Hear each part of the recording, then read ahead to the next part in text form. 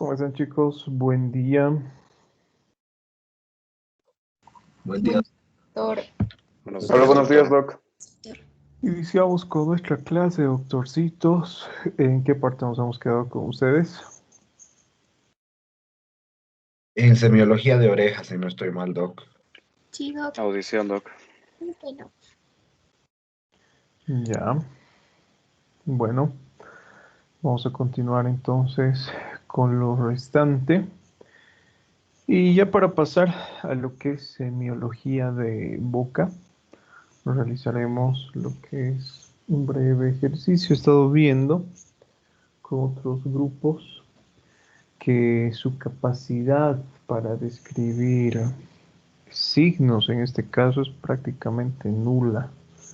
Así que, a ver, vamos a realizar este ejercicio de descripción de lesiones luego. Sí, vamos a ir por orden de lista. Bueno, en audición, ¿qué es lo que estudiamos en audición, doctores? Habíamos hecho referencia a que tenemos que estudiar la capacidad auditiva, ¿no? De un individuo. Esto lo vamos a ver mucho más adelante, cuando realizamos lo que es el estudio de pares craneales, donde justamente vamos a aprender a cómo evaluamos la audición, ¿sí? Bueno, por eso hay diferentes métodos. Tenemos que evaluar lo que es la transmisión del sonido, la conducción, si el defecto es justamente en la transmisión-conducción, si el defecto es neurosensorial. Evaluar la audición no es tan simple como uno cree, ¿sí? Vamos a hablar mucho más adelante de las hipoacusias sensoriales, conductivas. Tenemos que utilizar algunos instrumentos, por ejemplo, como el diapasón.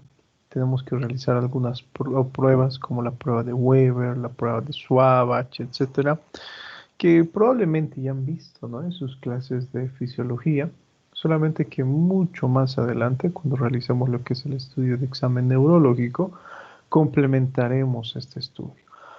Por el momento es más que necesario evaluar algunos términos. Hiperacusia, por ejemplo, un incremento de la sensibilidad de la audición. Este es el término adecuado. No podemos decir que existe un incremento, ¿no?, de la capacidad auditiva. Incremento de la sensibilidad, sí. Y cuando hablamos de hiperacusia, muchas veces se encuentra relacionado con alteraciones, por ejemplo, cardiovasculares.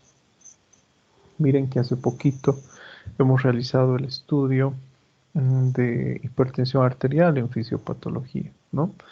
Aquellas mujeres que presentan preeclampsia y eclampsia presentan hiperacusia. Cualquier tipo de sonido se les hace muy molestoso. Y muchas veces también está relacionado con lo que es la lesión del séptimo par craneal, les había mencionado, ¿no? Debido a que este par craneal discurre en vecindad con la cuerda del tímpano. La hipoacusia, bueno, esta sí es mucho más característica del vestíbulo coclear, ¿no?, de este par craneal, obviamente en su rama coclear. Y decimos que es una disminución de la audición o de la capacidad auditiva. Otro término que habíamos usado era el de presbiacusia. ¿Qué significa presbiacusia? La disminución de la agudeza visual en el anciano. Cuando hablamos de acusia, bueno, la ausencia completa de la audición. Y cuando hablamos de tinnitus y acúfenos, son aquellos sonidos, ¿no?, que el paciente percibe sin que exista lo que es un estímulo real en ese momento. Las causas de tinnitus y acúfenos, doctores, también son grandísimas. Alteraciones neurológicas de este par craneal que les he mencionado, el vestíbulo coclear, alteraciones cardiovasculares. Un paciente hipertenso, por ejemplo, presenta con frecuencia tinnitus y acúfenos. Un paciente que es sometido a grandes alturas, por ejemplo, de la misma forma. Les había mencionado que algunos autores nos dicen que se trata de alucinaciones, es decir, el paciente percibe lo que es un estímulo o un sonido que realmente no existe, ¿sí? Pero obviamente no nos miente el paciente, ¿no? El paciente nos dice la verdad. Imagínense vivir con un oído de un timbre agudo o grave que sea percibido solamente por el paciente. Obviamente debe ser muy, muy molestoso, ¿no?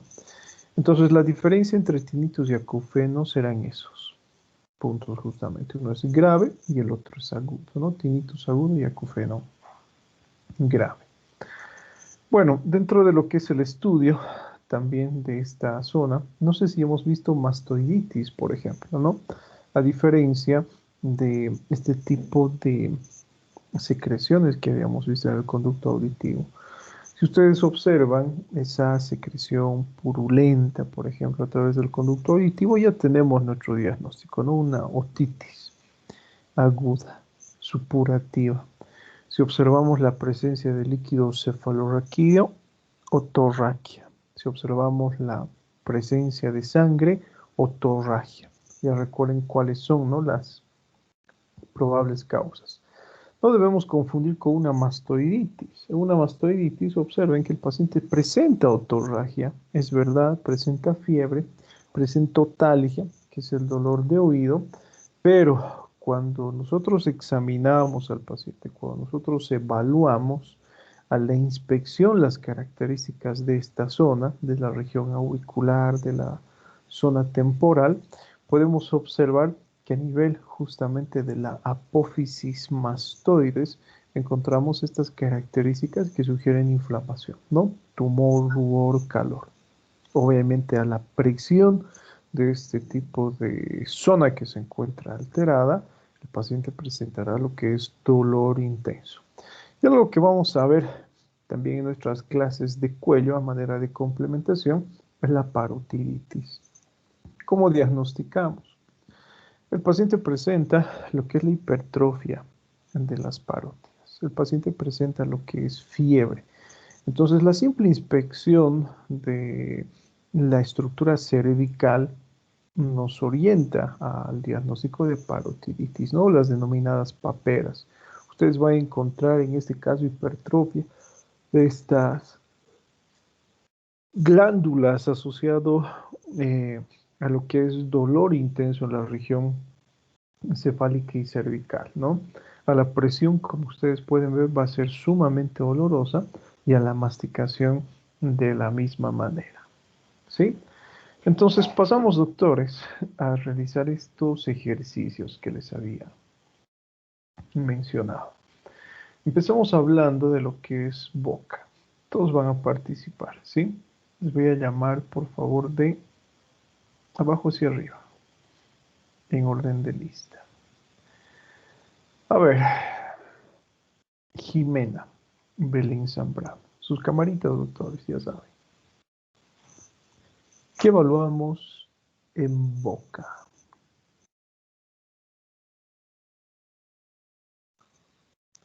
Jimena Belén.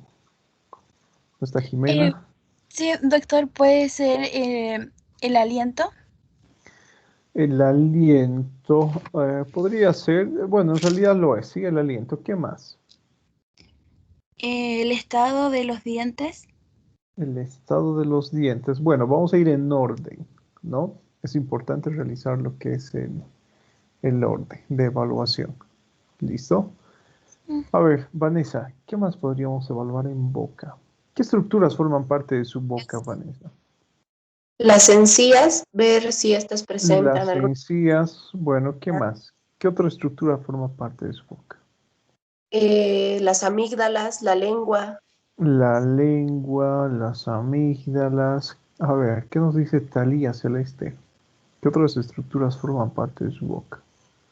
Doc, tal vez la coloración de los labios. Los labios, ¿qué más? Bueno, ¿por qué les digo que es necesario que vayamos en orden, sí? No podemos realizar lo que es una descripción desordenada en nuestra historia clínica. Eso ya lo sabemos. Les había mencionado en reiteradas ocasiones, ¿no? Yo no puedo decir, bueno, a ver, a la inspección orofaringe hiperémica y después recién realizar el estudio de labios. Primero vamos a ir por los labios, ¿listo? Que es la parte más visible. ¿Qué estudiamos en labios, Talía? En, en labios, el grosor, la El grosor. ¿Por coloración, qué es importante el grosor, Talía? tal vez si está inflamado. Ya, puede ser, ¿no? Sí. El grosor. Snikers, ¿qué más? A ver, Vanessa, antes de continuar, ¿qué más podríamos estudiar en labios? Además del grosor, como su compañera nos ha mencionado. La coloración, La coloración. Listo, está bien. ¿Qué más, Jimena Belén? En labios, seguimos en labios.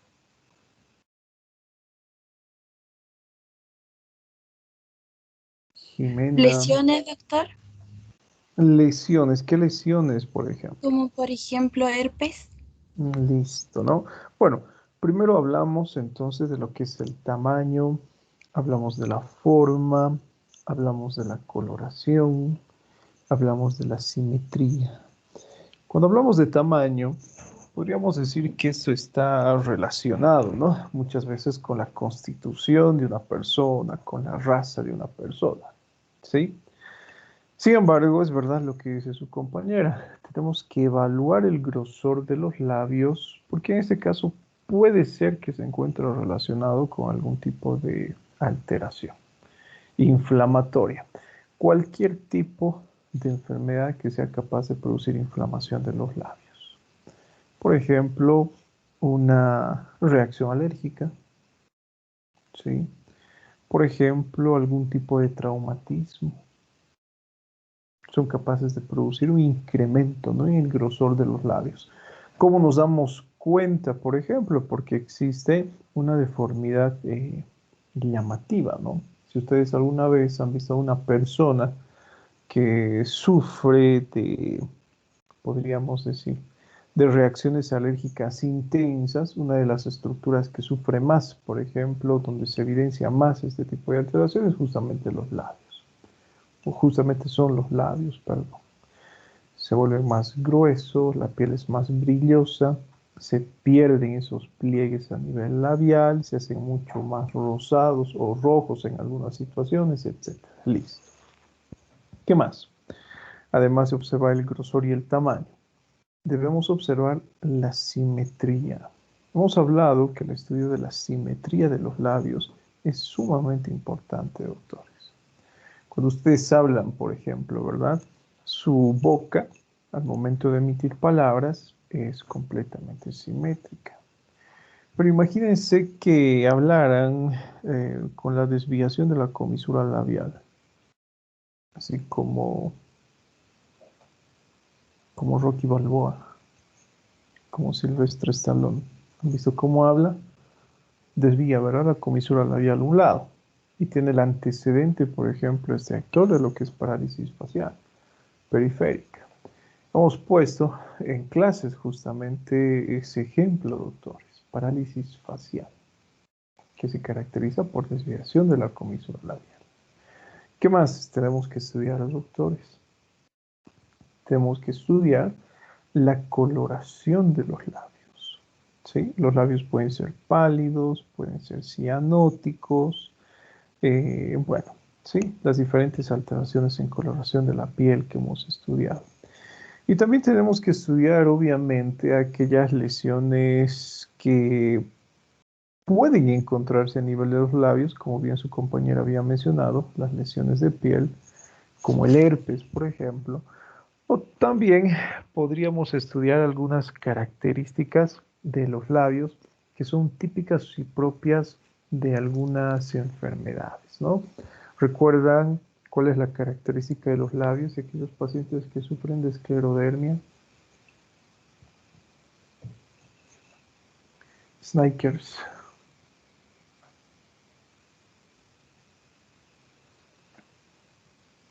No recuerdo, pero también aparecen doctor en antenas, podemos clasificarlo en varicela o las manchas Todavía no, de Crowley. seguimos en labios. Enseguida vamos a ver esto. A ver, Sharon, Que Valeria. estos pacientes, doctor, se caracterizan porque los labios van a presentar una sequedad. Bueno, se queda como tal, ¿no? ¿Verdad?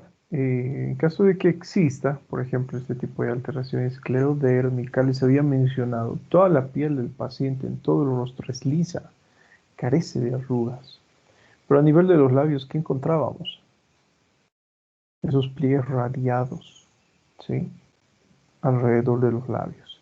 Habíamos hablado, si ustedes recuerdan, también de la fase miopática, que era frecuente de aquellas personas que presentaban justamente alteraciones musculares donde existía una alteración en la forma de los labios.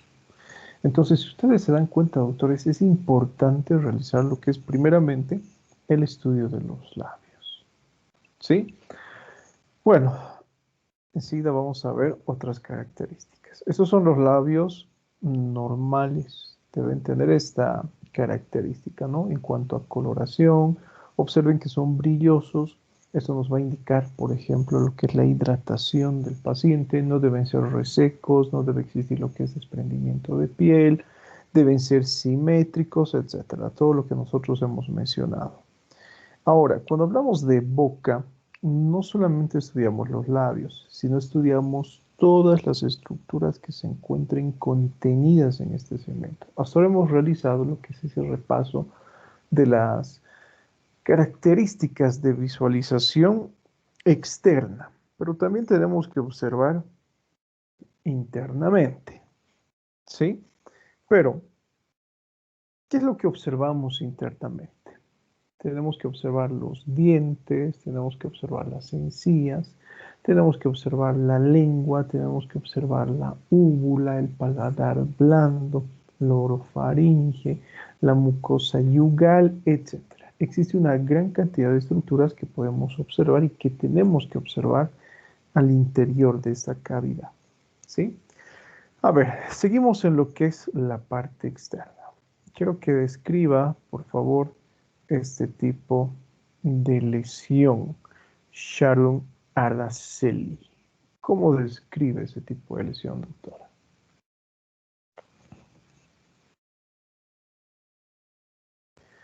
Descripción. Describa, por favor.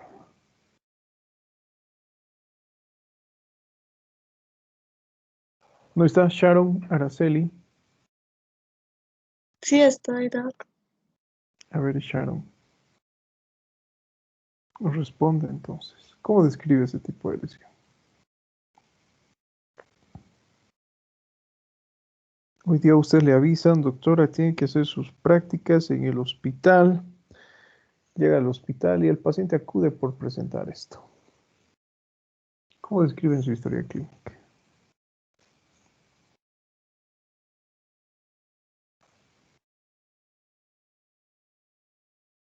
No, no hay respuesta. Adelante, Sasha. Santiago. ¿Cómo describe ese tipo de lesión?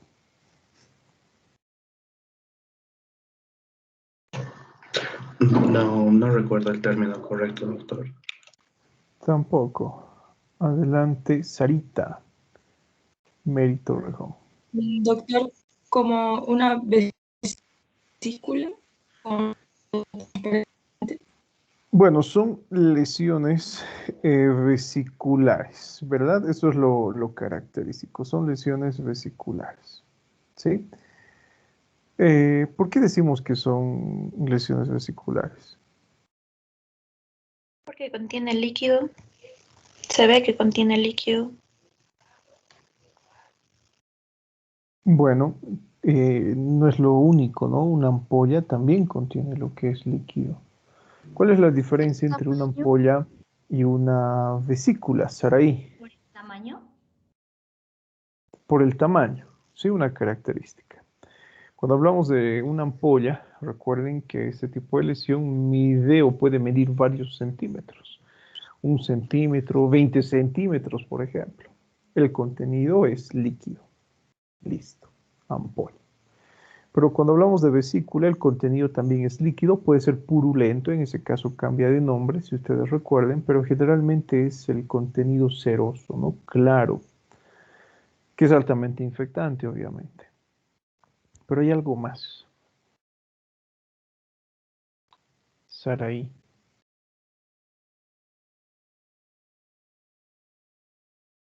Es un líquido ceroso. No, pero ya les he mencionado, además de esto.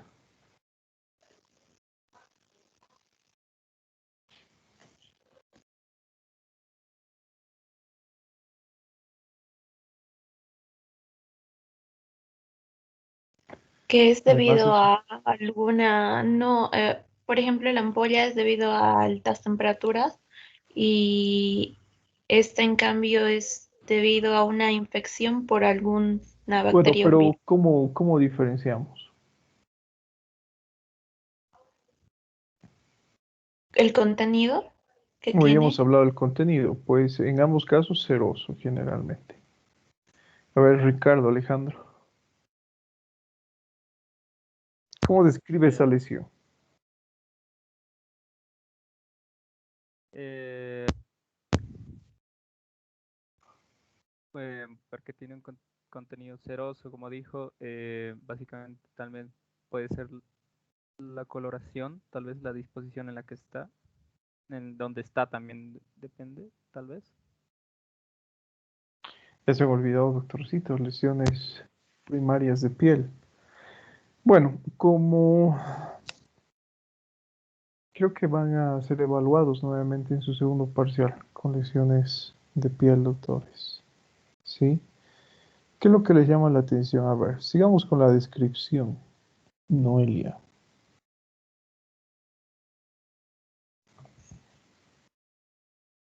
¿Cómo describe esa lesión? Eso es lo que me interesa, por eso estamos realizando ese ejercicio.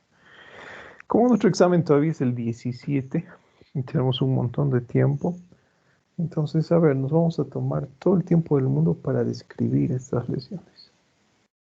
¿Cómo describe? No, este momento con lo que estaba preguntando, ¿podría ser que se diferencia de la ampolla por la ubicación, ya que las vesículas están en mucosas? No, no siempre. Mm,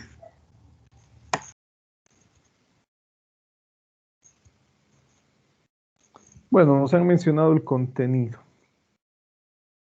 Nos han mencionado el tamaño. Cuando hablamos de las lesiones vesiculares, doctores, ¿qué es lo que le llama la atención en esta imagen? ¿Se encontrarán agrupadas o no? Sí, doctor. Se Está. encuentran agrupadas. Esa es la característica de las lesiones vesiculares. Bueno, ahora las vesículas también pueden encontrarse aisladas, ¿no? Pero lo característico y lo más frecuente es que se agrupen. Si ustedes observan, miren acá encontramos varias lesiones vesiculares que tienen lo que es contenido seroso. Son pequeñitas, miren algunos cuantos milímetros, 1 milímetro o menos probablemente. ¿Sí? Características. Se encuentran agrupadas. Y algo que les había mencionado, ¿no? En aquella ocasión, justamente al agruparse, forman, por ejemplo, un signo que se denomina el signo del racimo de uvas. Conocen, ¿no? Las uvas, cuando vienen en un racimo, son varias uvas que se encuentran agrupadas como tal. Se parece, ¿no? Tiene ese tipo de disposición. Y algo característico, bueno, además del tamaño, además de la agrupación, además del contenido, es que este tipo de lesiones se encuentran rodeadas por lo que es un halo rojizo. ¿Sí? Bueno, alguno por allí decía, ¿no?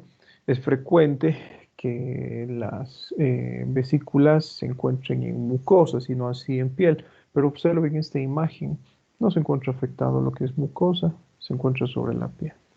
Cuando ustedes observan ese tipo de lesiones, ¿en qué sospechan, doctores? ¿Cuál será su diagnóstico? Herpes. Herpes. Herpes, No, sí. así decir, ¿cierto? herpes, ¿sí?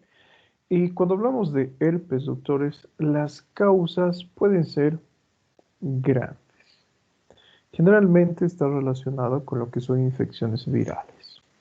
Yo les aseguro lo siguiente, si ustedes presentan, por ejemplo, lo que es un estado de rinorrea debido a una infección viral, a ver, no vamos a ser extremistas, un resfrío común, ¿sí? Un estado catarral, presentan gran secreción a través de las fosas nasales.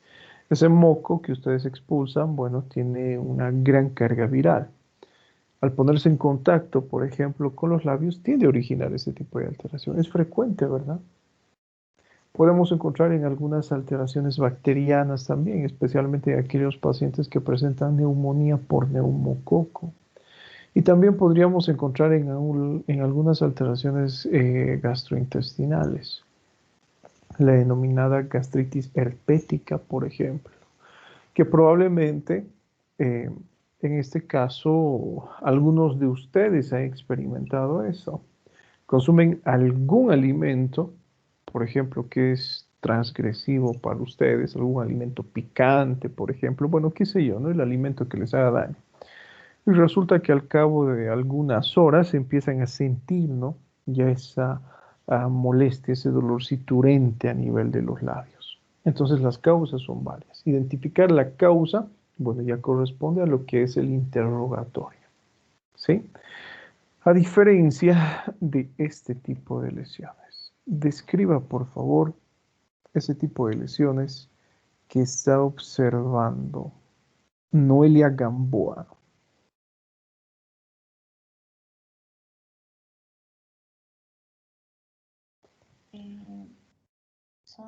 La lesión se encuentra en la comisura labial. No le escucho, doctora, le escucho como si estuviera durmiendo.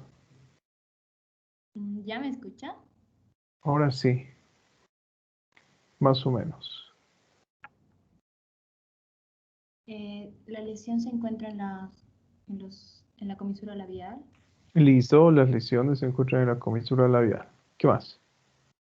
Se ve que está un poco irritado.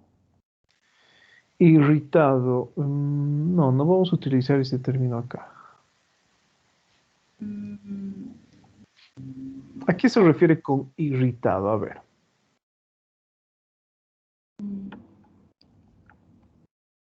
Que esa coloración puede ser.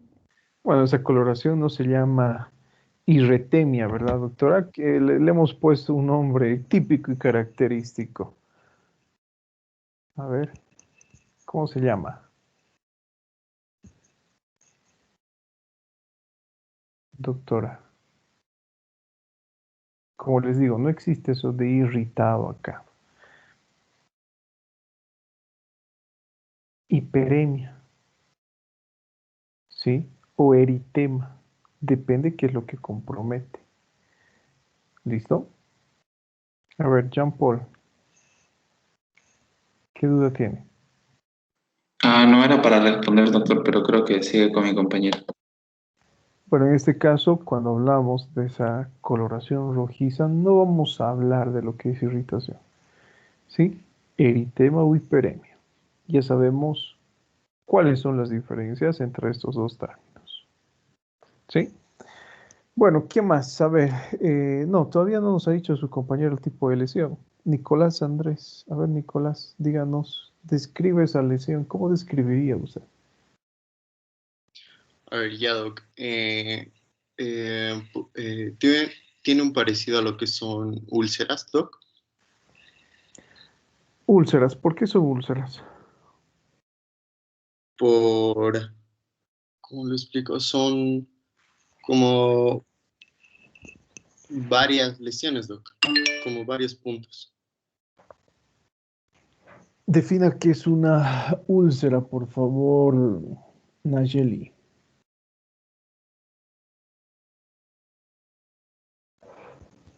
Es una lesión epitelial en la cual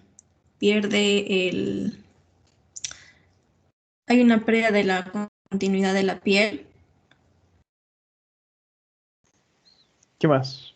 Al igual que una fisura, en una fisura también encontramos ese tipo de definición.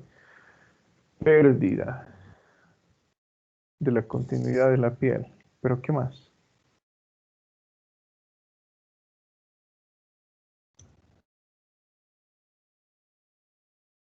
Úlcera, doctora. Bueno, fíjense, ¿no? Eso es lo que justamente les estaban mencionando con otros grupos. He podido observar que la capacidad de descripción de signos es nula, cero. Y seguramente es el caso de todos ustedes. Así que como nuestro examen es el 17, como les había mencionado, tenemos 3 semanas prácticamente antes de nuestro examen. Entonces vamos a ir lentito. Ya estamos terminando cabeza. Nos faltaría cuello, que cuello en una clase lo vamos a terminar. Y vamos a realizar este tipo de descripción, ¿sí? Este tipo de ejercicios para que ustedes puedan y sepan cómo redactar en su historia clínica. Pero también, ¿no? Me llama la atención que ya se hayan olvidado lesiones primarias y secundarias de piel. Entonces, para nuestro examen segundo parcial, vamos a volver a evaluar lesiones primarias y secundarias de piel. ¿Sí?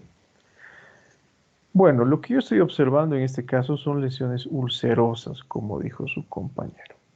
¿Y cuál es la característica de una lesión ulcerosa? Es una solución de continuidad de la piel, ¿no? Ya sabemos qué es eso, se pierde la continuidad de la piel. Pero lo mismo sucede con una fisura. También es una lesión de continuidad de la piel. Pero ¿cuál es la diferencia? La disposición. Cuando hablamos, por ejemplo, de lo que es una úlcera, recuerden que este tipo de lesión tiende a crecer en profundidad. Afecta la epidermis, la dermis, la hipodermis y bueno, prácticamente puede llegar hasta el hueso. Esa es la característica de una úlcera, no crece en profundidad. A diferencia de una fisura. En una fisura existe lo que es una solución de continuidad de la piel, pero afecta, podríamos decir, a planos superficiales y medios, epidermis y dermis. ¿Sí? En ambos casos, las lesiones pueden ser sangrantes y eso tiene en relación qué planos de la piel afecta. Y acá justamente encontramos eso, ¿no? Encontramos las úlceras, acá donde observan la manito, por ejemplo, y también encontramos las fisuras, ¿sí? Entonces, la descripción que ustedes tienen que colocar. Recuerden, eso es algo que hemos visto desde nuestros primeros días de clases, doctores. La ubicación y las características típicas de la lesión. Entonces, en este caso, lo que yo debo colocar, ¿no? Observamos soluciones de continuidad. En este caso, a manera de úlceras y fisuras en las comisuras labiales. ¿Sí? Si queremos profundizar, no profundizar, detallar un poquito más de tipo bilateral. Eso es importante. Colocar si el efecto es unilateral o es bilateral. Miren, acá les tengo una imagen de este tipo de defecto. Generalmente empieza así, ese tipo de lesión. ¿Sí? Y recibe justamente el nombre de lo que es queilosis angular. Empieza así, como lesiones tipo fisura, como están observando en la imagen. Y a medida que pasa el tiempo, bueno, se ulceran ese tipo de fisuritas, ¿no? Y aparecen heriditas en la comisura labial. Pero lo característico es que sea bilateral para que yo hable de lo que es queilosis. ¿Y qué sugiere eso, doctores? Sugiere lo que es déficit de vitamina B, déficit de riboflavina. Pero les pregunto, ¿qué pasa si ustedes observarían este tipo de lesiones, pero que son unilaterales? Solamente compromete lo que es una comisura labial. ¿En qué sospecharía?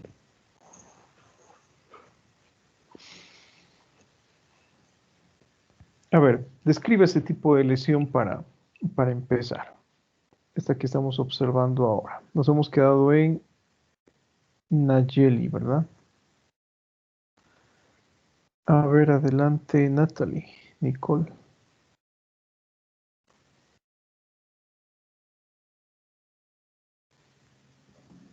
¿No está Natalie? Nayeli, entonces, a ver, describe ese tipo de lesión.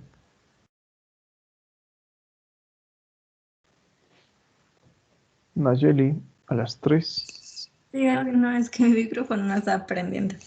Ya, A ver, describe ese tipo de lesión. ¿Cómo podría describir? A diferencia de esta es una úlcera y al otro lado encontramos fisuras. Acá también Ya. encontramos pequeñas fisuritas, ¿no? Pero hay otra lesión que también me llama la atención. En este caso, doctor, ¿sería unilateral o tendría que decir bilateral? No, lo que estás viendo solamente. La Ya, a ver, descripción de la lesión. es una solución con pérdida de continuidad, sin pérdida de sustancia.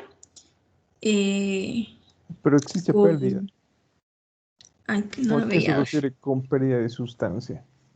Que no salga ningún tipo de líquido de Bueno, en la... este caso, miren, les voy a corregir acá, ¿sí? Muchas veces he visto ese tipo de descripción en historias clínicas, sin pérdida o con pérdida de sustancia. Y si yo observo esto y está descrito así, el interno se hace castigar. Lo castigamos un fin de semanita o 2 fines de semana. Se queda los domingos haciendo turno en los hospitales. Porque la descripción tiene que ser precisa, ¿no? Si no hay la necesidad de describir. En caso de que exista, sí. Con la emisión de material seroso, sanguinolento, purulento, mucopurulento, etcétera, lo que corresponda. ¿Sí? Colocar eso de con pérdida de sustancia y sin pérdida de sustancia no me sirve. La descripción tiene que ser detallada. A ver, ¿qué tipo de lesión será esta? Además de la fisura, ¿qué encontramos? Natalie, Nicole. Doc, ¿se me escucha ahora? Sí, se te escucha.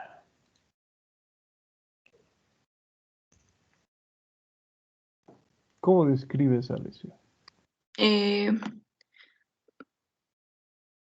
Y por las lesiones que he presentado parecen como fisuras, podría decirse. Bueno, ya hemos hablado, doctora, si es una fisura, pero ¿qué además encontramos? ¿Qué otro tipo de lesión? Por la descamación, exfoliación, tal vez, Doc. Descamación, ¿sí? Descamación. Eso es lo que nosotros estamos observando acá. Bueno, generalmente empieza así, ese tipo de lesión, ¿no? Tiende a evolucionar, obviamente. Inicia de esa forma, como les he mencionado, a manera de fisuras, se descama, posteriormente aparecen las úlceras y posteriormente aparecen las costras, ¿no? Pero para hablar de lo que es un déficit de vitamina B, recuerden que el efecto tiene que ser bilateral. En caso de que ustedes se encuentren este tipo de defecto que es unilateral, ¿en qué pensamos? ¿En qué podría sospechar? A ver, ¿qué nos dice Melina Alejandra Luján? ¿Alguna vez han presentado descamaciones en la piel de algunos centímetros o milímetros de diámetro? Doctor, ¿puede ser por deshidratación? Por deshidratación. No. Yo les aseguro que sí, que todos han presentado en algún ¿Puede momento ser por candidiasis? Es debido a la infección por cándida, ¿no? Por hongos. En este caso, no vamos a hablar de cándida como tal, ¿no? Que es el microorganismo. Por infección por hongos. Vamos a pensar en una infección dérmica micótica. ¿Sí? Esa es la característica de las lesiones micóticas, por ejemplo. ¿Listo? Ahora, algo que vamos a detallar un poquito más adelante. No es normal que existan este tipo de lesiones micóticas, porque sugiere, por ejemplo, lo que es un mal aseo, sugiere lo que es una mala higiene por parte del paciente. Y en caso de que encontremos en otras regiones a nivel, por ejemplo, de la cavidad oral, esófago, orofaringe, tenemos que pensar en estados de inmunodepresión grandes. ¿Sí? Enseguida vamos a ver. ¿Listo? Cuando es unilateral. A ver, observen este tipo de lesión. Ustedes se van a dar cuenta que existen varias lesiones acá que son muy llamativas. A ver, Melina, adelante, nos hemos quedado con usted. ¿Qué es lo que le llama la atención de esta imagen?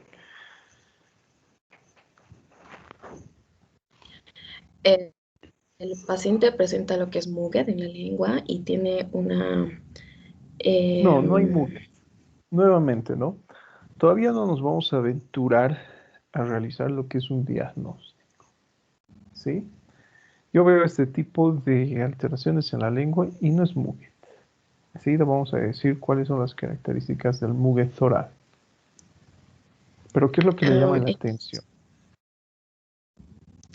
también podría ser el absceso que tiene en la lengua, en la parte El lateral. absceso, no, no hay ningún absceso. ¿Qué es un absceso? A ver, define absceso. Acumulación de pus en la dermis o la hipodermis. Ya, en este caso, ¿existirá acumulación de pus? Lo que sale de... No hay Parece acumulación de pus. pus. No, para nada. No es pus. A ver, Marisol Daniela Sánchez.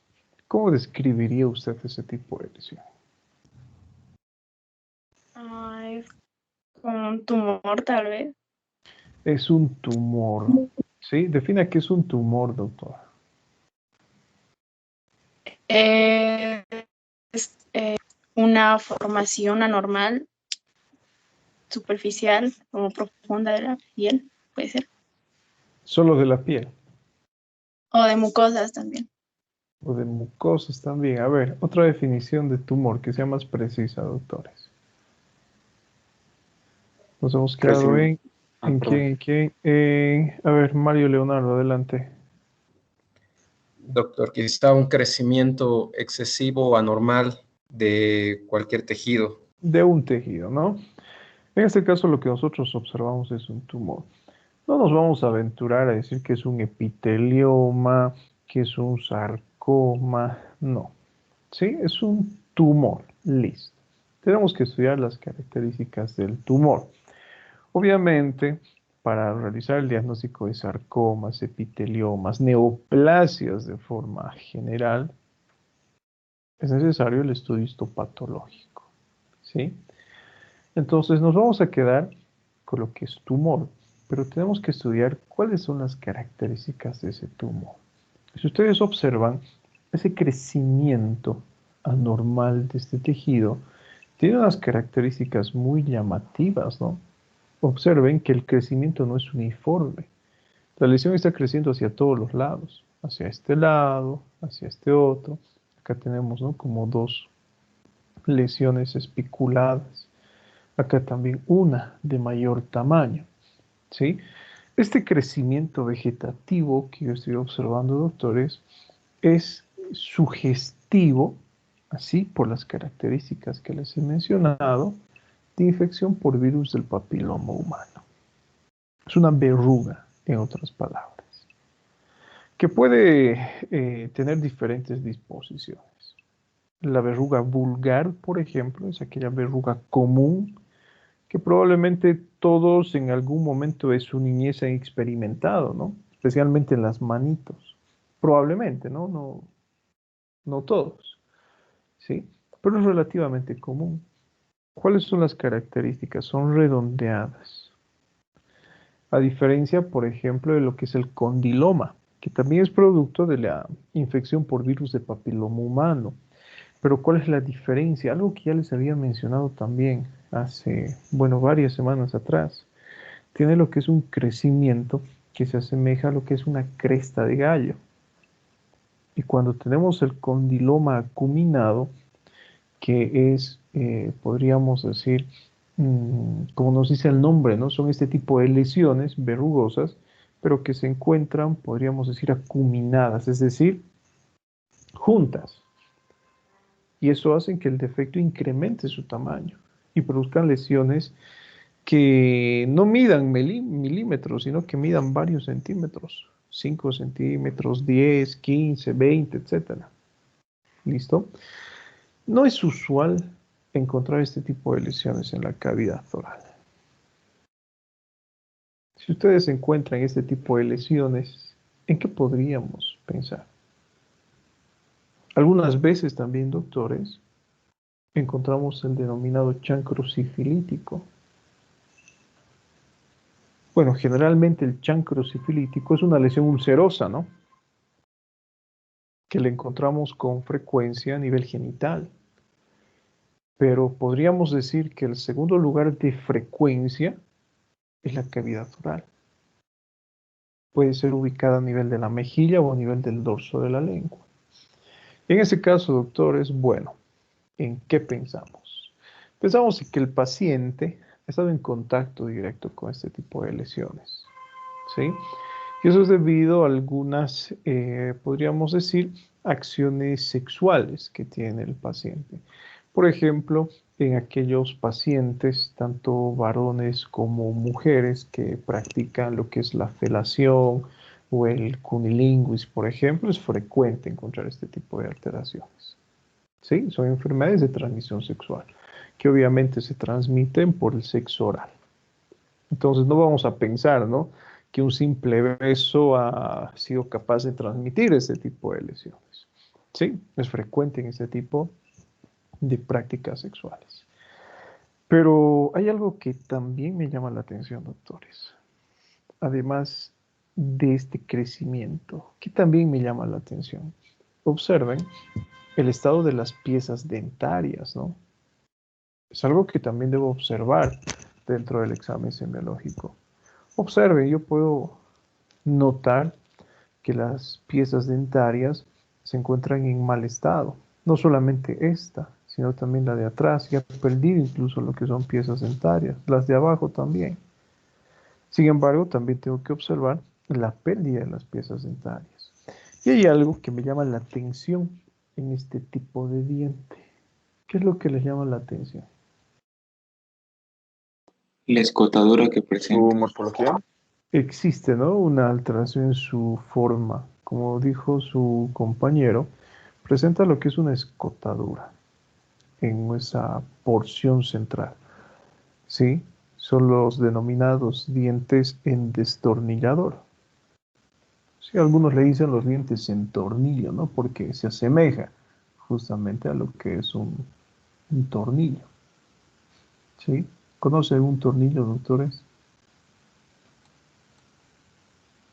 Pero, bueno, no son Sí, los claro. términos adecuados, ¿no? Obviamente nos sirven como ejemplos para no olvidarnos, pero de preferencia no utilicen esos términos, ¿no? El diente en destornillador o en tornillo, no. ¿Sí? Reciben un nombre en particular. Depende qué tipo de piezas dentarias se encuentran afectadas. Puede ser que exista una alteración a nivel de los incisivos. Puede ser aquellos centrales o los laterales. Y en este caso recibe el nombre de dientes de Hutchinson. Cuando nosotros observamos esa misma escotadura, pero en este caso en los premolares y molares, reciben el nombre de dientes de Moser. Vamos a ver un poquito más adelante qué significa. ¿Listo? Bueno, continuamos entonces. Describa ese tipo de lesión, por favor, María Isabel Daza. Esta, la que está observando a su izquierda. La voy a ampliar. Describe esa lesión, por favor. Ok, Doc. Veo una hiperpigmentación en el paladar duro. Hiperpigmentación, tanto en el paladar blando como en el paladar duro. ¿Sí? ¿Cómo se denomina eso, doctora?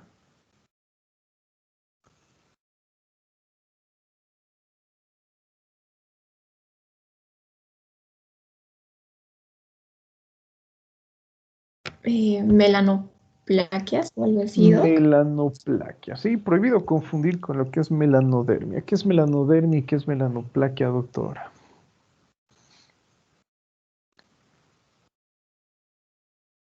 O sea, melanoplaquias son las máculas, bueno, las manchas hiperpigmentadas. Y melanodermia ya, si no me equivoco, es como un melanoma o algo así relacionado con el No, un cáncer. melanoma es totalmente diferente. En este caso, nosotros utilizamos el término melanodermia para hacer referencia a lo que es la hiperpigmentación de la piel, ¿no? Y utilizamos el término melanoplaquia para hacer referencia a esa hiperpigmentación, pero en mucosas. Ya habíamos visto también cuando hemos estudiado alteraciones en coloración de la piel, ¿en qué pacientes encontramos esto? ¿Sí? ¿Recuerdan? ¿Era frecuente en qué pacientes? Ustedes observan este tipo de lesión y ya tienen su diagnóstico.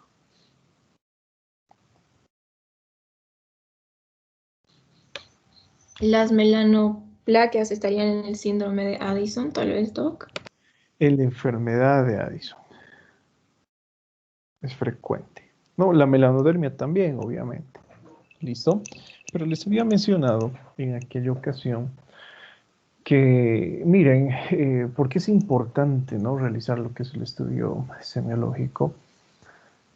¿Recuerdan de qué es dependiente de que existe hiperpigmentación en piel y mucosas en caso de enfermedad de Addison? ¿Qué hormona tiene que encontrarse incrementada? ¿Cuáles tienen que encontrarse reducidas?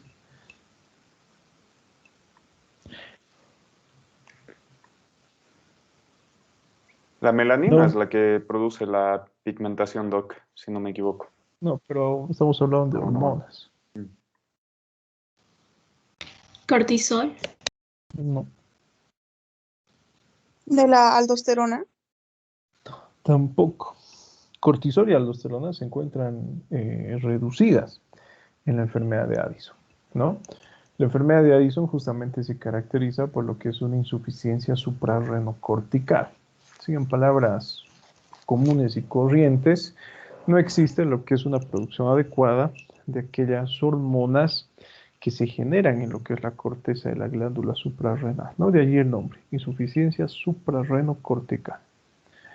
Sin embargo, les había mencionado que este tipo de alteración es frecuente encontrar en la insuficiencia suprarrenocortical primaria. ¿Recuerdan a qué hacemos referencia cuando decimos que la alteración es primaria? Hemos hablado de un sistema, ¿no? El eje hipotálamo, hipofisiario, tejido efector. Cuando yo les digo que la alteración es primaria, ¿dónde se encuentra el efecto? ¿Hipotálamo, hipófisis o en el tejido efector? En el tejido efector. En el tejido efector, ¿sí? Entonces, si yo les digo que existe una insuficiencia suprarrenocortical primaria, ¿dónde se encuentra el efecto? Hipófisis, hipotálamo, perdón, hipófisis o glándula suprarrenal. Glándula suprarrenal. Glándula suprarrenal. Entonces, ¿qué es lo que sucederá con la producción de cortisol y aldosterona?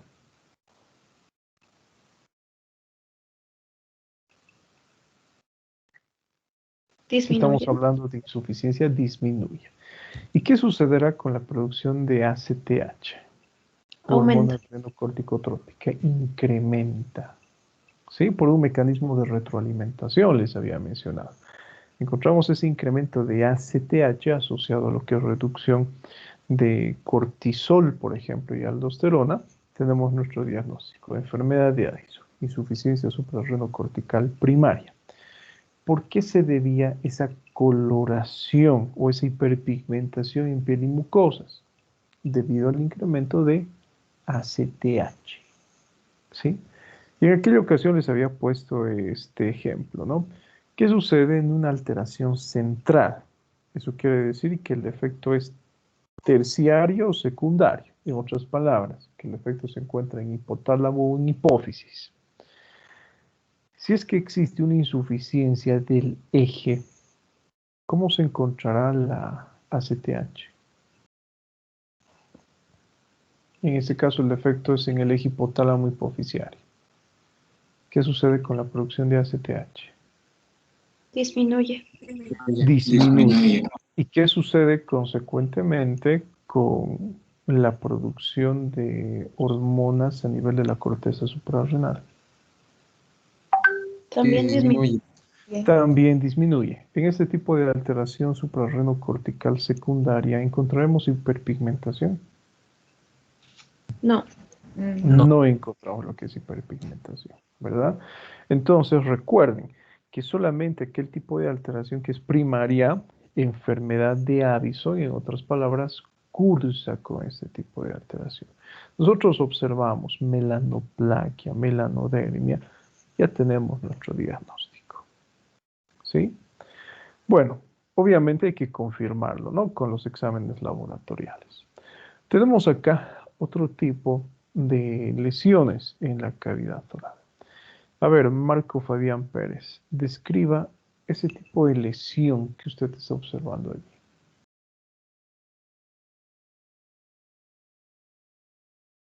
¿Está Marco?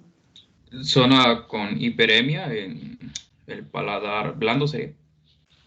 Bueno, en este caso, no solamente compromete el paladar blando, ¿no? Si ustedes observan, compromete la úvula, que es esta estructura, ¿sí? Compromete el velo palatino, ¿sí? Compromete también la faringe y compromete las amígdalas. Entonces, la descripción en la historia clínica, orofaringe hiperémica. Listo. Otro término que muchas veces yo he podido observar que usan dentro de la práctica clínica es el de congestiva. Orofaringe hiperémica y congestiva. ¿Qué será congestión? Para que yo diga que existe congestión en esta zona, ¿qué debería observar?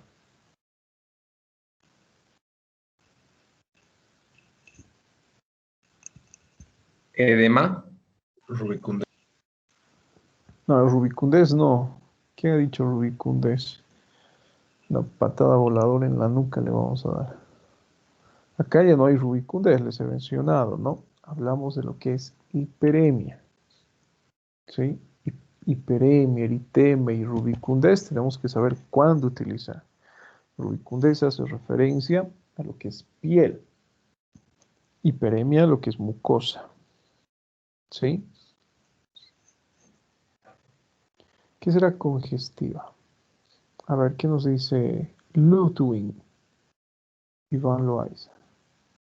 Doctor, cuando habla sobre congestivo, lo que se me viene a mente primero es que está impidiendo el paso de alguna estructura, puede ser el aire, y puede ser que sea para que esté algo abultado. Podríamos No, encontrar las amígdalas inflamadas, tal vez. no, en ese caso hablamos de lo que es hipertrofia amigdalina, ¿no? Cuando utilizamos el término congestivo, que seguramente sus docentes de práctica les están enseñando a utilizar este tipo de términos y ustedes ni cuenta se dan cuando los usamos. ¿Qué entendemos por congestión? A ver, ponemos el ejemplo de congestión nasal. El aumento de secreciones. El aumento de secreciones, listo. Entonces, ¿qué trato de decir cuando realizo esta descripción? Orofaringe hiperémica y congestiva.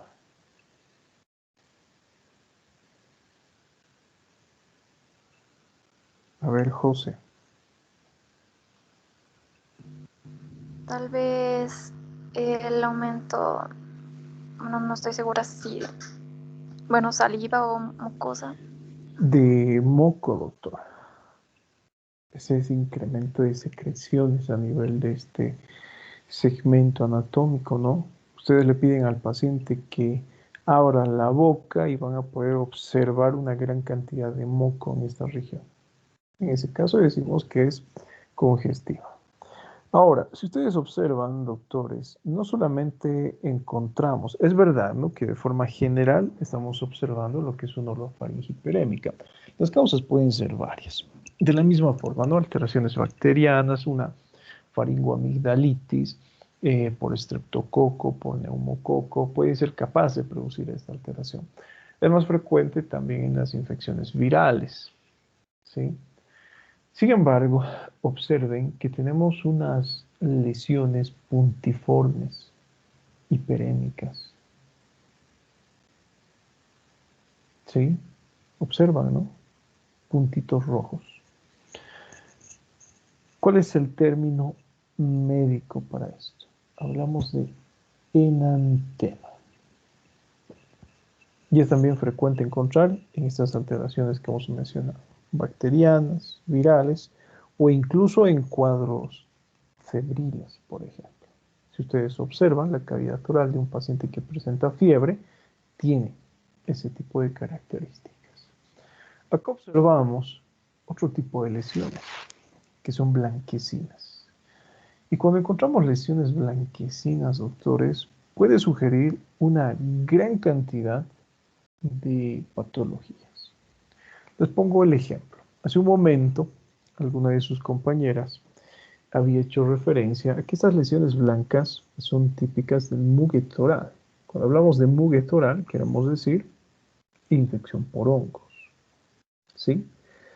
Pero no es la única lesión que cursa con esas características blanquecinas.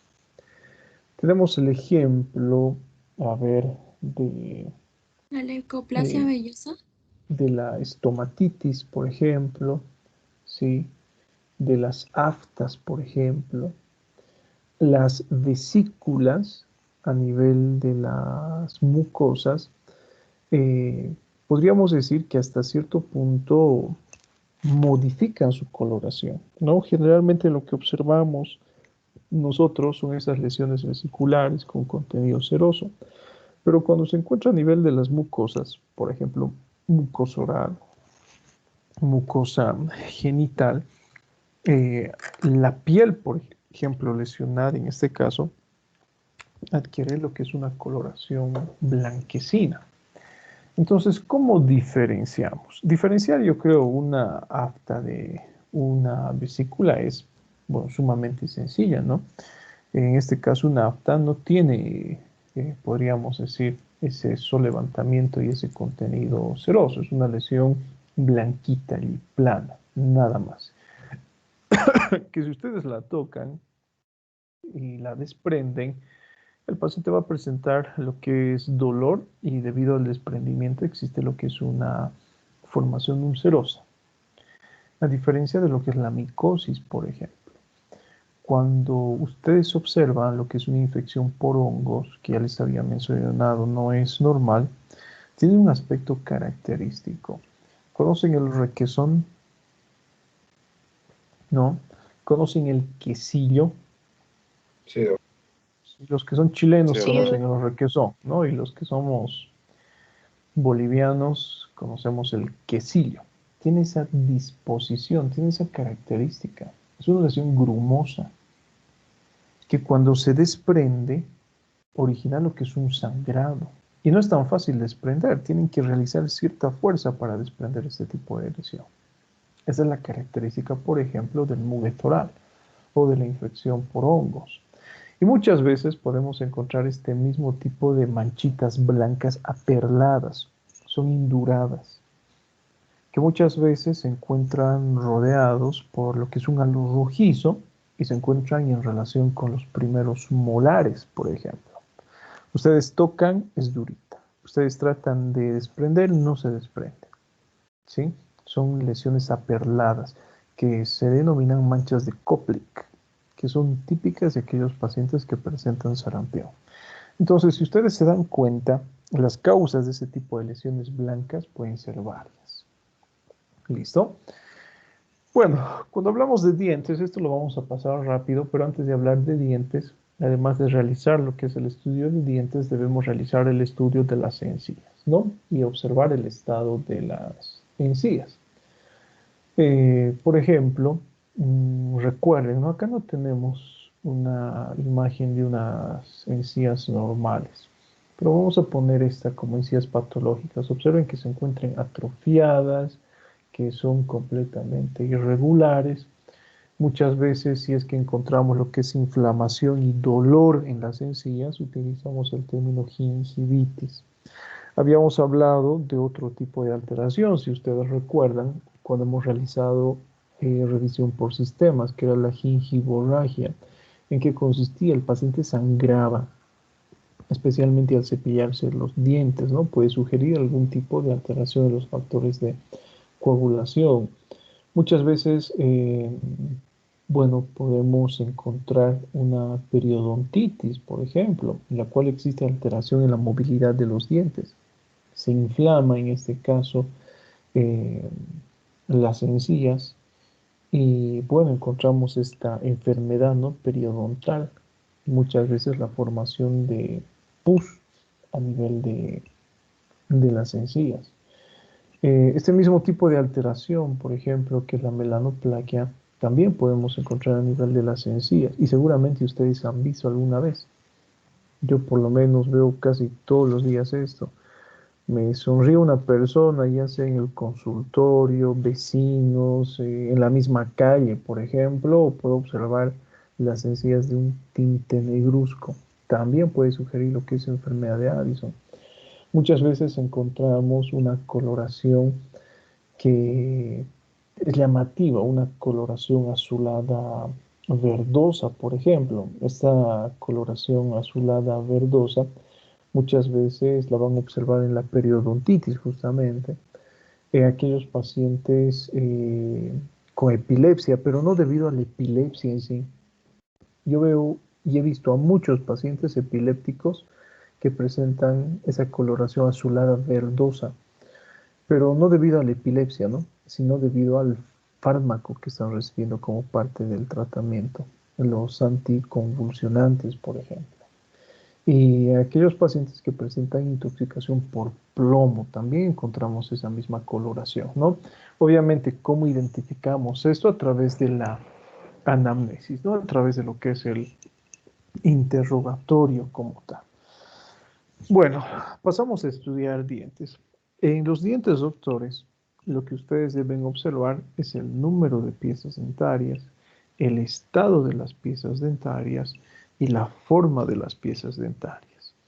Si mi paciente tiene una dentadura perfecta, entonces en la descripción, ¿no? Dientes completos para la edad en buen estado general.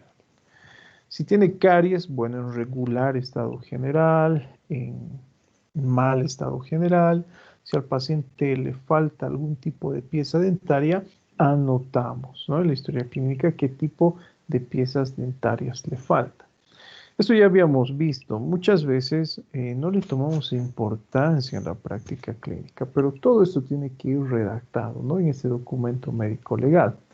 Les había puesto el ejemplo, probablemente nosotros como médicos cometemos ese error de no prestarle atención a las piezas dentarias, ¿sí?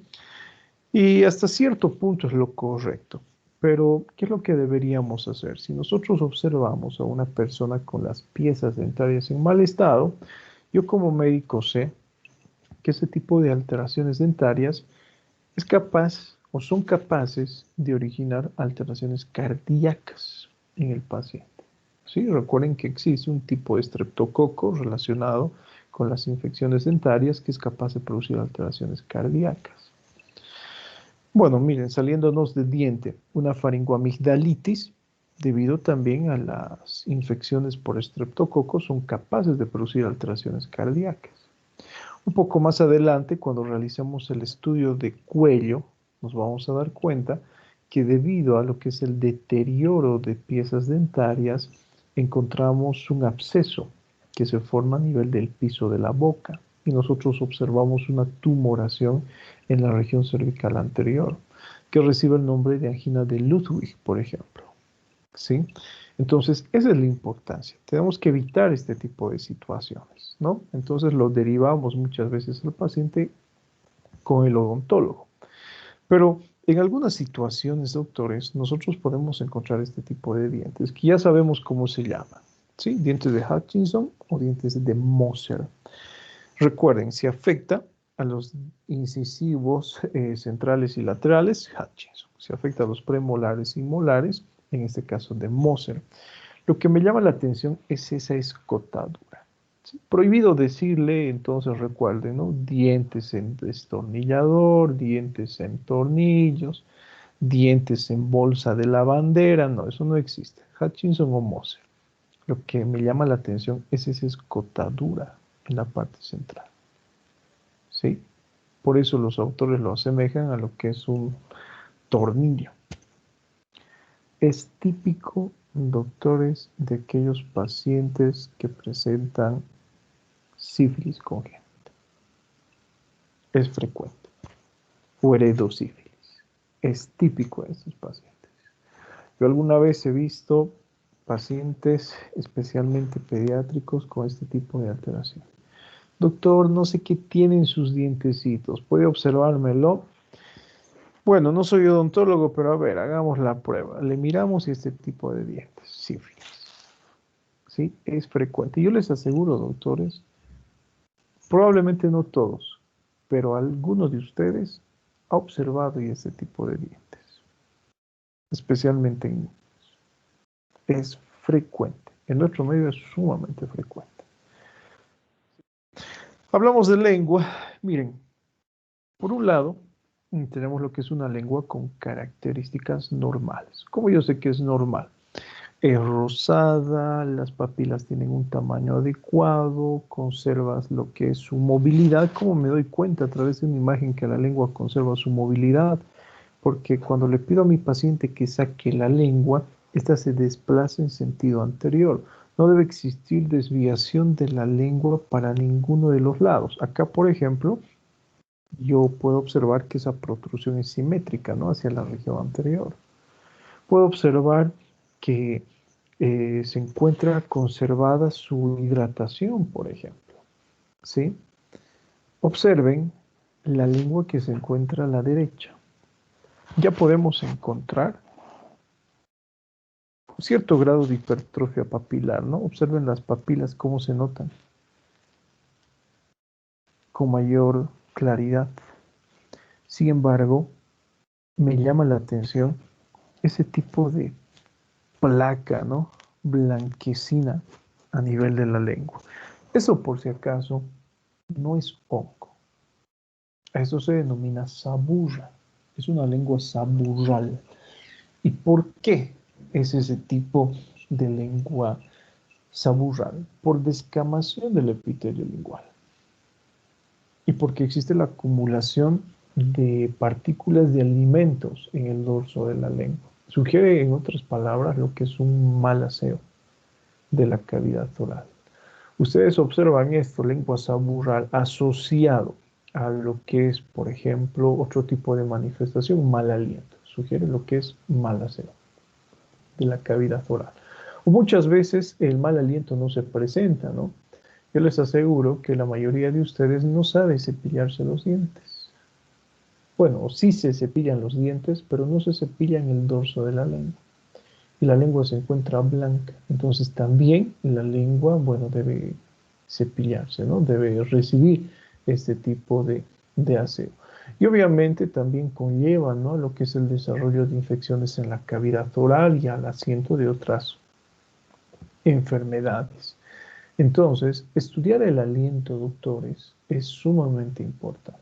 Y acá, a ver, realizamos un repaso de los alientos.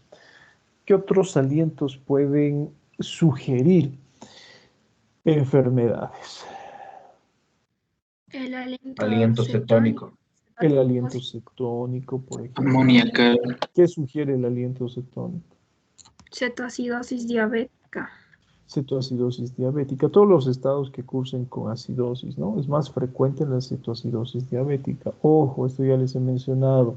No diabetes. Yo no puedo hacer diagnóstico de diabetes percibiendo el aliento de mi paciente.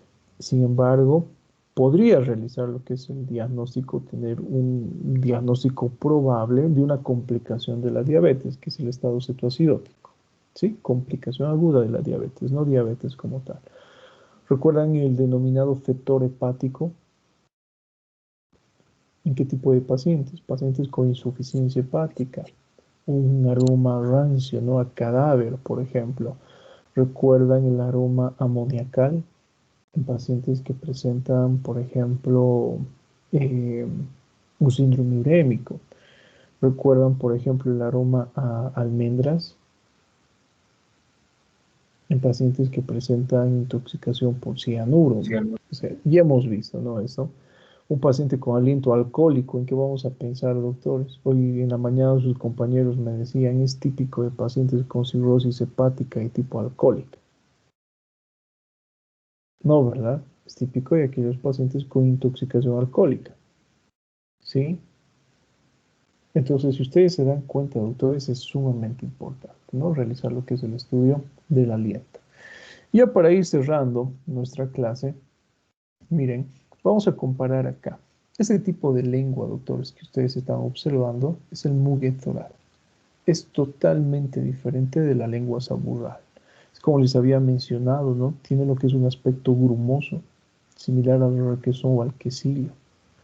Cuando ustedes tocan con un bajalenguas este tipo de lesión, se desprende, pero no con facilidad. Se requiere de cierta fuerza, ¿no? Y deja lo que es una lesión ulcerativa sangrante. Desarrollar este tipo de lesiones, doctores, en la cavidad oral sugiere, como les he mencionado, un estado de inmunodepresión severa en los pacientes. En nuestro medio, crean o no, es hasta cierto punto frecuente encontrarnos con eso en la práctica clínica. Y tenemos que preguntar los antecedentes que presenta el paciente. Si mi paciente se encuentra, por ejemplo, vamos a decir, inmunodeprimido, porque recibe radioterapia o quimioterapia, entonces la causa más probable es justamente este tipo de procedimientos, ¿no? Pacientes con cáncer, por ejemplo. Sin embargo, si observan esto, a ver, en un paciente joven, 30 años, que asiste a la consulta, que tiene mal aliento, que tiene reflujo, se le somete a una endoscopía y se observa este tipo de lesiones en esófago, por ejemplo, hay que pensar en patologías que produzcan inmunodepresión para su edad, ¿no? Y las más frecuentes en edad reproductiva, SIDA. ¿Sí? Varias veces en el hospital, miren, nos hemos enfrentado a este tipo de pacientes, especialmente los gastroenterólogos, ¿no? Donde el paciente presentaba lo que era enfermedad por reflujo gastroesofágico, que no cedía con nada, mal aliento. Se le han sometido exámenes como la endoscopía y se han observado este tipo de lesiones micóticas en esófago.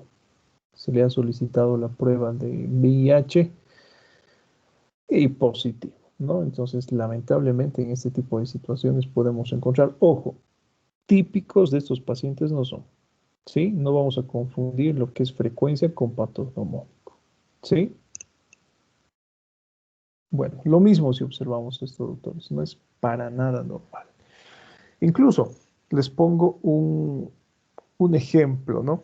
Hace un momento hemos hablado que ciertas prácticas sexuales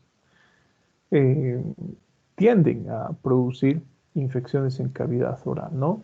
Por ejemplo, el desarrollo de estos crecimientos vegetativos, como el virus del papiloma humano, el chancro sifilítico. Y alguna vez les comento pacientes que presentan este tipo de actividades sexuales, presentan leves irritaciones en cavidad oral, ¿sí? Un paciente que mantiene, por ejemplo, relaciones sexuales por vía oral, no debe desarrollar esto, siempre y cuando su sistema, podríamos decir inmune, trabaje a la perfección. Pero en caso de que el paciente presente lo que es un sistema completamente deprimido, es frecuente que se desarrollen ese tipo de lesiones oportunistas, ¿sí? Entonces, miren, ¿no? ¿Cuál es la importancia de preguntar todo esto que ya habíamos visto en antecedentes? Ya para ir cerrando, observen, tenemos la macroglosia, que es una lengua grande, que es frecuente en mixedema, es frecuente en los pacientes cretinos. Cuando hablamos de cretinos, bueno, hay que saber también cuándo manejar este término, ¿no?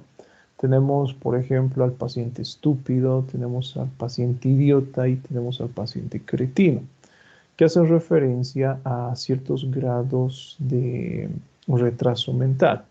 Los términos clínicos médicos serían idiosía, por ejemplo, para hablar de un paciente idiota. Eso lo veremos también en el sistema neurológico, retraso mental. ¿Qué es el cretinismo? ¿Alguna vez les han dicho cretinos, doctores? No, nunca. Muchas veces. Sí, muchas veces, ¿no? Eres un cretino. ¿Pero qué significará cretino? ¿Qué es el cretinismo? El cretinismo ¿Es el síndrome de Down? No, no es síndrome de Down. El cretinismo es el retraso mental, pero que esté en relación con el déficit de yodo. ¿sí? Entonces ya saben qué es. Por ejemplo, yo a algunos de mis estudiantes, por eso les digo hipotiroideos, y ni cuenta se dan. Sí, "Oh, el doctor, no sé, me ha dicho que tengo la fase hipotiroidea", pero disimuladamente les estoy diciendo cretinos, ¿sí? Bueno, cretinismo, doctores, no se olviden, no podemos manejar esto en todo paciente. Cretinismo, retraso mental asociado al déficit de yodo. Así de simple. Y recuerden lo que hemos hablado en fases, ¿no, doctorcitos? Tenemos el mixedema, que es una complicación que puede comprometer la vida del paciente, que es típico de aquellos que sufren hipotiroidismo justamente. Y ya sabemos lo que es el cretinismo. Las hormonas tiroideas, si ustedes recuerdan la función, bueno, una de las funciones más importantes, podríamos decir, es que se encuentran vinculadas a lo que es el desarrollo de estructuras del sistema nervioso central. Entonces, en caso de que exista déficit de yodo, el paciente es un cretino, ¿sí? Cretinismo. Cuando hablamos de acromegalia, ya sabemos por qué la acromegalia produce macroglosia. En este caso, por un exceso en la producción de hormona de crecimiento. Y cuando hablamos del mongolismo o síndrome de Down, donde el efecto es cromosómico, algo llamativo también es la macroglosia. ¿Alguna vez han escuchado hablar a un paciente con síndrome de Down? Sí, doc. ¿Cómo habla? Tiene dificultad para articular palabras, ¿no? Entonces, si ustedes se dan cuenta, doctores, tenemos que realizar el estudio de este tipo de alteraciones. ¿Y por qué el paciente con síndrome de Down habla así? Debido a la macroglosia. ¿Qué más? Nada más, doctores, les llamo lista, así que atentos. Este es el grupo A, ¿no?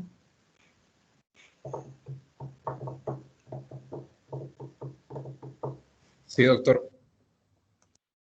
Tienen que ponerse las pilas, doctorcitos, se están olvidando de muchas cosas.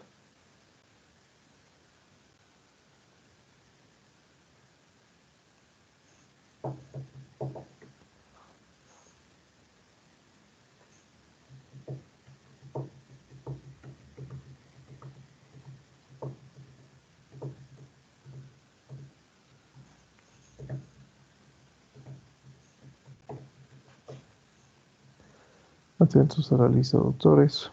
¿Ustedes cuándo salen de vacaciones, doctorcitos?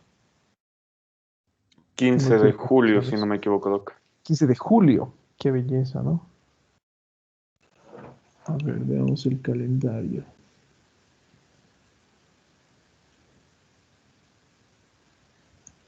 No, creo que... Pero tal vez no tengamos, Doc, por lo que han suspendido rotas y tengamos que pasar en algún momento. será, a ver, vamos a ver. Mayo, junio.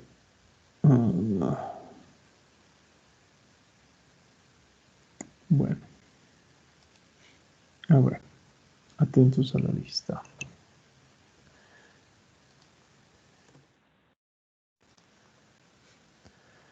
Avan, Presente, doctor. Acebo, Presente, doc. Argote, Presente, doc. Arnés, Presente, doc. Raya, Presente, doc. Barral, Presente, Barral. Barriga, Presente, Barriga. Bilbao, Presente. Castellanos, Presente, Doc. Castellanos Plaza, presente. Presente, doc. Encinas, Encinas, presente, doctor. Ferreira, Presente. Flores, Presente. Flores Navia, Presente. Gamboa, Presente. Gómez, Presente. Gutiérrez, Presente. Gutiérrez Eddie, Presente, doctor. Gutiérrez Alejandra, Presente, doc.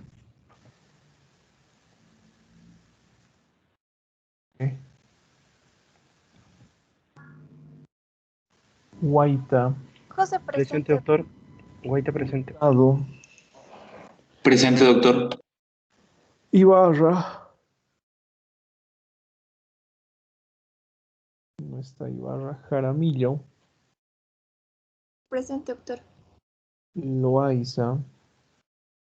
Loaiza, presente, doctor. López. López, presente, doctor. Luján, presente, doctor. Márquez. Márquez, presente.